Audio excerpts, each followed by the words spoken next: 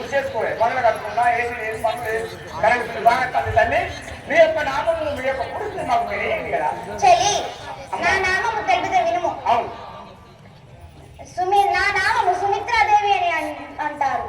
సుమిత్రాదేవి అంటు మీ బాధ్యత ఏంటి మీ ఊరేంటి? మాది అయోధ్యపురి పట్టణం. అట్లా నాది కమ్మకారు కూడా పట్టణం ఇంకా తెలుసు కదా. నాకు 2 సోదరులు కలరు. నాకు 3 బామ్మారులు గారు. ఆయన పేరేంటమ్మా? కౌసల్యాదేవి, కైకాదేవి. అవునా? మా బామ్మల పేరు రవి గారు, శ్రీని గారు, సాయి గారు.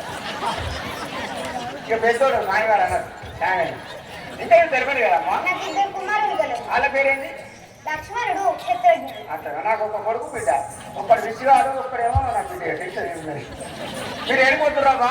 అంతఃపురానికి వెళ్తున్నాను. పోయిరాదు. నేను కూడా పెద్ద పోయి దానికి పల్లె శంకర్ దగ్గర పైన ఉన్నాను.